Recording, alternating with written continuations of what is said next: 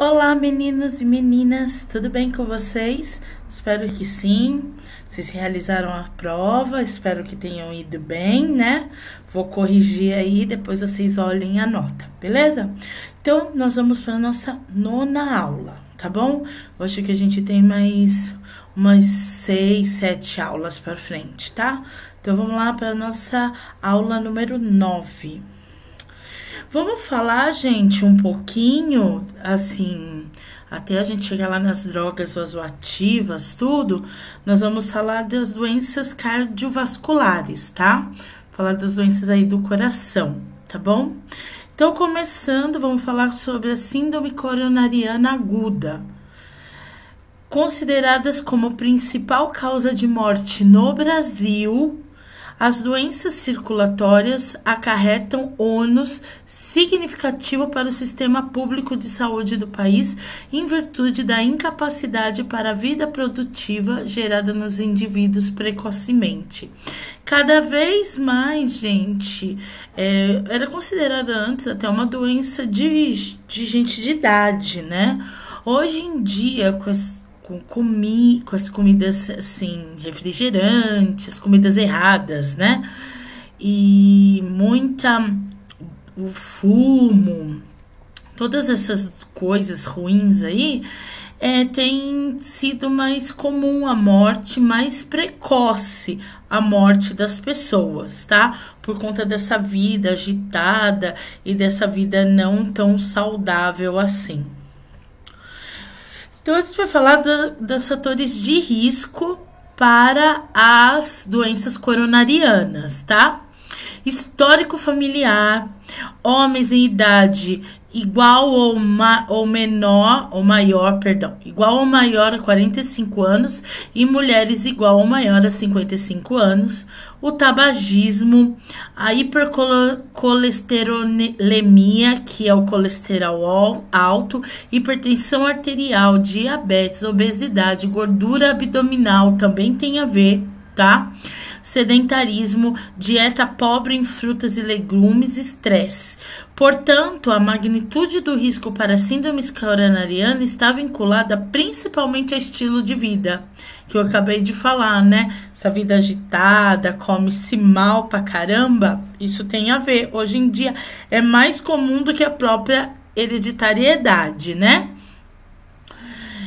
Mudanças de hábitos que incorporem alimentação saudável, prática de atividade física e o controle de patologias pré-existentes, como diabetes e hipertensão arterial, devem ser estimuladas e acompanhadas pelos profissionais da área da saúde para promover a adesão e sensibilidade da população. Essas orientações fazem parte do programa do Ministério da Saúde como estratégia para minimizar os riscos das doenças cardiovasculares. São consideradas síndromes coronarianas agudas e angina instável e o infarto agudo do miocárdio. Então, as duas principais doenças coronarianas que acometem a morte no Brasil, né, que é a principal causa de morte no Brasil, é o que? A angina instável e a IAM, infarto agudo do miocárdio, tá? Que a gente vai falar mais deles. Então, a classificação de risco são para essas duas doenças, tá? Para essas duas patologias. Possuem como característica, qual a característica dessas duas doenças, né? A angina instável e o IAM, principalmente o IAM, né? A dor típica é descrita como sendo uma dor do tipo opressão, né? Tem início na região retroesternal, bem aqui no meio assim do mamilo, perdão. Podendo se irradiar para o membro esquerdo e região cervical, tá? Atingindo a região mandibular. Gente, o nome disso... Ai, gente, como que é? Vou lembrar, depois eu falo, tá? O nome desses sintomas, tudo junto, tá? Que é uma opressão no peito, irradia pro membro esquerdo, passa, sobe pra mandíbula, tá bom? Eu esqueci. Sinal de Levinsky, se não me engano, tá? Indivíduos da raça negra, portadores de diabetes mellitus, mulheres e idosos podem apresentar o evento isquêmico sem sintomatologia típica, ou seja, sem desconforto pré-cordial. Então, idosos ou mulheres podem não apresentar esses sintomas característicos da doença, mas podem ter um infarto, tá? Pode ter uma dor de estômago, que não é comum, né? O que não é comum é que hoje em dia é dito assim como comum, porque associou-se, né? Mas algum tempo atrás sentia dor de estômago, não tinha essa noção de que a pessoa podia estar infartando, né? Além da queixa dolorosa em opressão, as síndromes coronarianas é acompanhada de alteração do estado mental, perfusão periférica diminuída, estertores, hipotensão arterial, estase jugular, náuseas, palpitações, sudorese e algumas vezes de síncope, que podem estar associadas a arritmias complexas, sinalizando dano significativo ao miocárdio. A origem da síndrome coronariana se deve a processos fisiopatológicos como a formação de placa ateromatosa, seguida de agregação de plaquetas e desenvolvimento de trombos que podem causar uma suboclusão ou uma oclusão total do lúmen da artéria coronária ou de um dos seus ramos. O que ele quer dizer com tudo isso? Eu tenho uma artéria ou um ramo da artéria, um vaso, e ele tá entupido por placa de gordura, tá? Então tem a placa de gordura, tá entupido, e conforme vai passando o sangue, plaquetas podem se agregar, né, nessa placa de gordura e fechar totalmente essa artéria ou esse ramo da artéria, tá bom? Aí pode ocorrer um infarto agudo do miocárdio, ou então uma angina instável, tá? A oclusão coronariana por tempo prolongado interrompe o fornecimento de oxigênio e nutrientes para o músculo cardíaco, acarretando em uma área de necrose miocárdica. Essa situação caracteriza o infarto agudo. Então, gente, a gente viu lá, o infarto tem duas câmaras, mas ele é um músculo. Então, se a isquemia não tem a passagem de nutriente, oxigênio naquela determinada passagem do músculo, o que acontece? Tem a morte daquele músculo, tá bom? Que ele tá falando aqui, a necrose miocárdica, tá? Mas pode pegar o coração todo? Não, é uma parte. Aonde, por exemplo, eu tô aqui no átrio esquerdo, lá em cima no átrio esquerdo, aí uma artéria, uma parte da artéria, ou um ramo da artéria ficou entupida ali, naquela parte ali é onde vai ter, se ficar por tempo prolongado, sem receber nutriente, oxigênio, aquela parte ali vai ficar em necrose, tá? Aí aqui eu coloquei uma fotinha do que eu tô falando pra vocês, tá vendo? Um ramo da artéria, ó lá, tem a artéria que tá entupida, tá, a artéria normal. Aí começa a entupir, tá vendo? Aí chega a ser obstruída em 85%. Tá? Então, para de passar sangue justamente naquele local, então não vai ter oxigenação, não vai passar nutrientes nem nada, então tem a morte decidual daquela parte ali do coração, tá bom? Qual o diagnóstico para essas doenças, né? O diagnóstico diferencial é feito por meio da história clínica e antecedentes pessoais, enfocando no início da dor. Em situações emergenciais, o diagnóstico baseia-se na história clínica, nas alterações eletrocardiográficas e dos valores de referência dos marcadores de necrose miocárdica. A gente vai falar desses marcadores, tá bom? Mas quando tem suspeita de IAM, ou se ele tá com uma angina instável, o que vai chegar? Ele vai chegar dizendo que tá com uma dor muito grande no peito, né? Se ele disser que tem formigamento do lado esquerdo, Então, já coloca esse paciente no ECG, né? E o médico já vai liberando lá a medicação para esse paciente, tá? Porque ele pode estar infartando. Os marcadores de necrose são 2 marcadores. Isso, eu não sei se vocês já ouviram falar, quando a pessoa está infartando, ela chega lá no PS, o médico pede a coleta de enzimas, tá? Então, as enzimas cardíacas é que vão dizer se esse paciente está infartando ou não, se ele já infartou, tá bom? Então, são 2 marcadores de necrose miocárdica. A troponina e a CKMB massa, tá?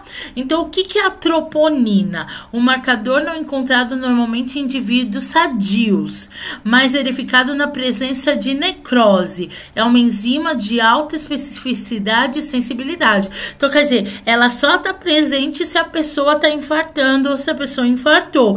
E em pessoas que não têm infarto nem nada, não tem a presença de troponina. Tá?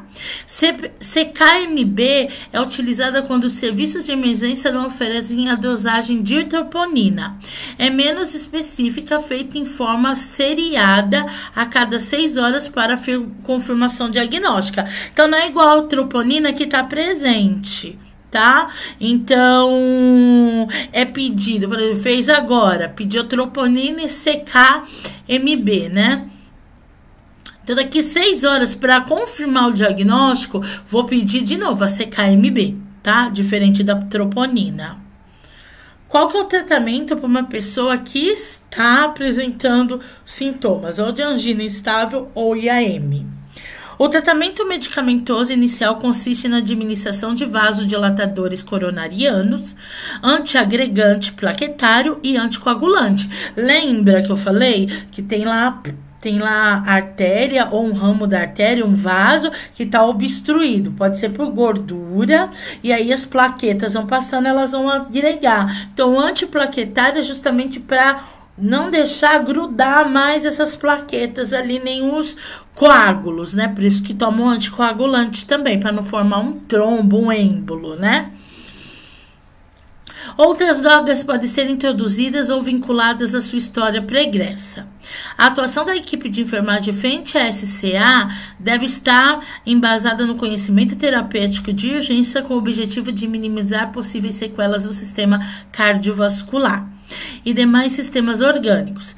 Para isso, é importante desenvolver atitudes rápidas e precisas, como monitoração do cliente, oxigenoterapia, instalação do acesso venoso, coleta de exames laboratoriais, realização do eletrocardiograma, administração de medicamentos em tempo hábil e, por fim, o preparo do paciente para intervenção hemodinâmicas ou cirurgias. Então, por isso que eu falei, eu acho que eu já comentei aqui em uma das aulas que nós da enfermagem temos que sacar rapidinho, tá?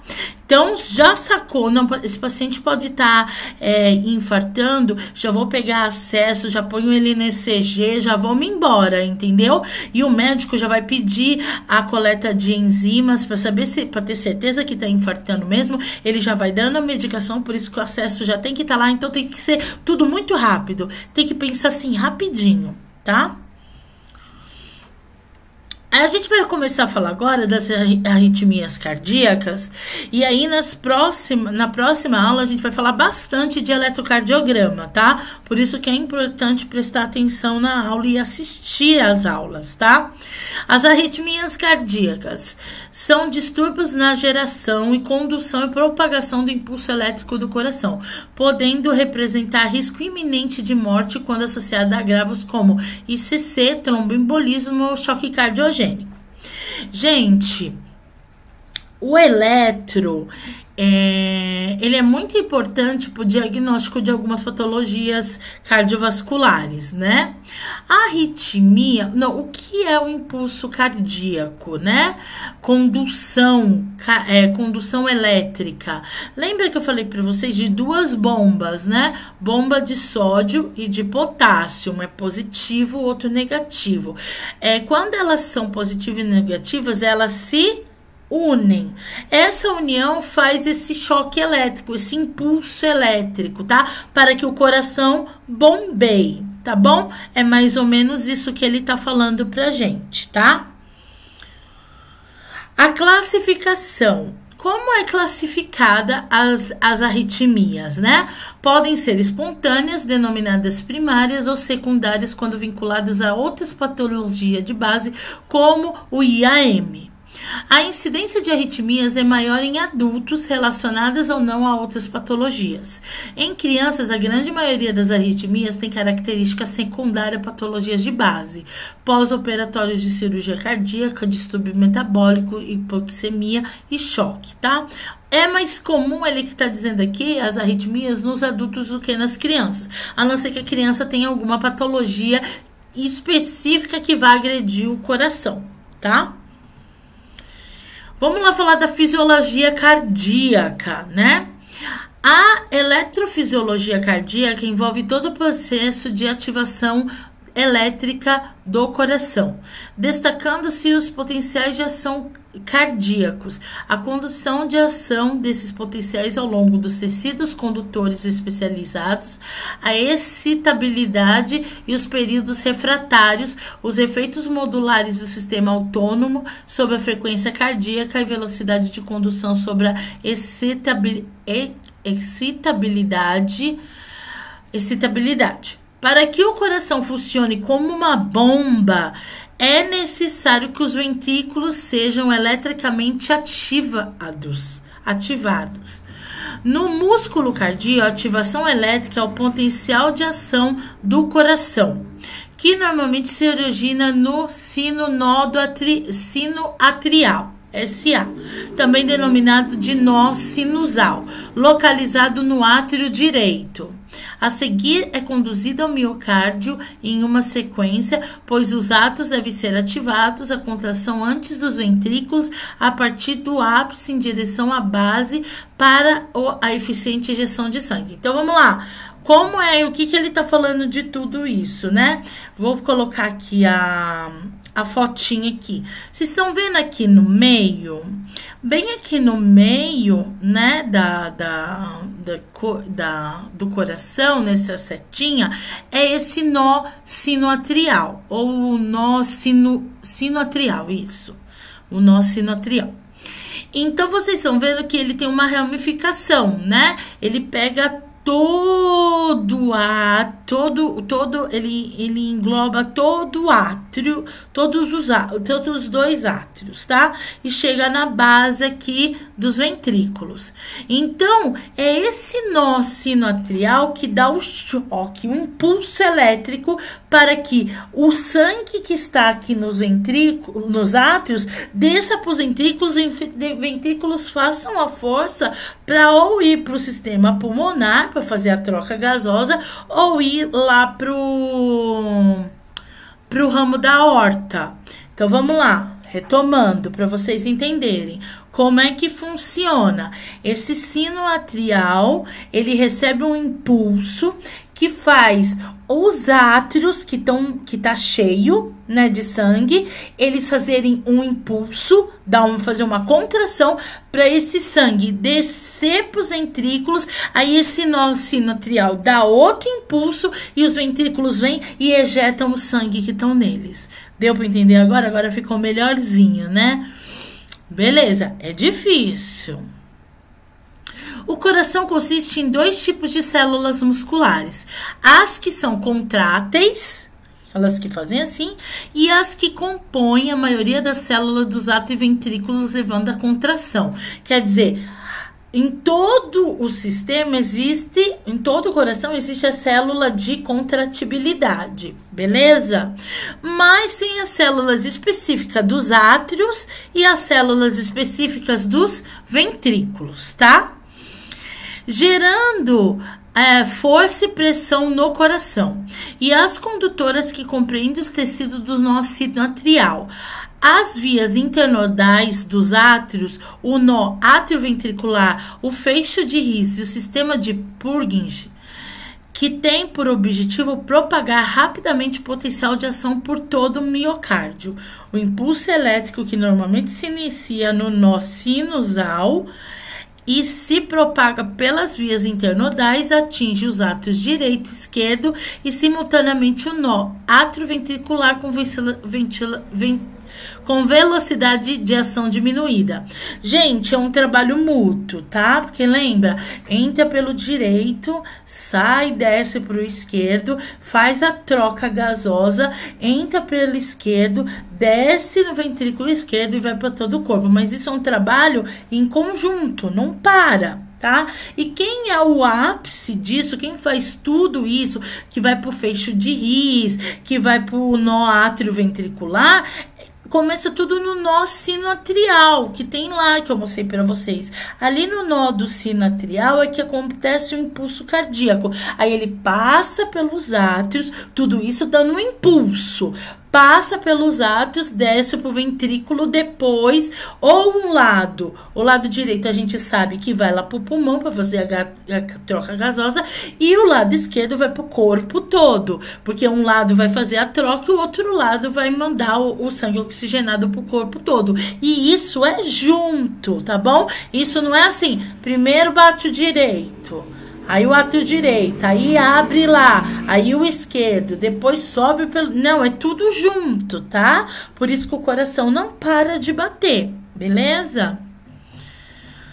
A condução lenta assegura que os ventrículos tenham tempo suficiente para se encherem de sangue antes de sua ativação e contração. Quer dizer que é mais rápido lá em cima do que lá embaixo. A contração é mais rápida nos átrios do que nos ventrículos, porque os ventrículos ficam esperando encher de sangue para depois tirar esse sangue deles, tá bom? Então fica esperando o átrio encher, aí eles têm que bater mais devagar. O átrio encheu, liberou as portinhas, né? Ali as válvulas atrioventriculares, libera, desce o sangue, aí depois ele começa a ejetar esse sangue, tá bom? Porque aí quando enche os ventrículos, fecha a portinha lá e os átrios começam a encher de sangue também. Então não para, é constante, tá? A partir do nó atrioventricular, o potencial de ação avança pelo sistema de condução ventricular, que se inicia no feixe de His, ramos esquerdos e direitos dos feixes menores do sistema de Purkinje.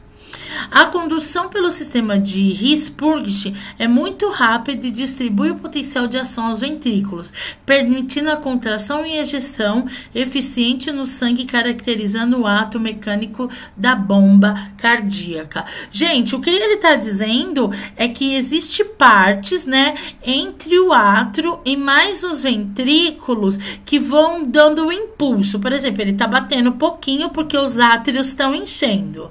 Ele está batendo pouquinho, devagar, menos do que os átrios, porque os átrios estão enchendo, tá bom? Então, bem devagar. Aí, depois, quando eles já estão cheios, aí ele não tem que ter força, ele tem que ter força para ejetar. Então, aí esse sistema de átrio, His-Purkinje, faz o quê? Faz o coração, os ventrículos, bater um pouco mais rápido para esse sangue sair. E aí, o sangue saiu dos ventrículos, então o que acontece? Aí continua batendo aqui os átrios mais rápido e aqui mais devagar até a próxima enchida de novo, tá? Aqui, gente, é um traçado lá do eletrocardiograma que a gente chama de complexo PQRS, tá?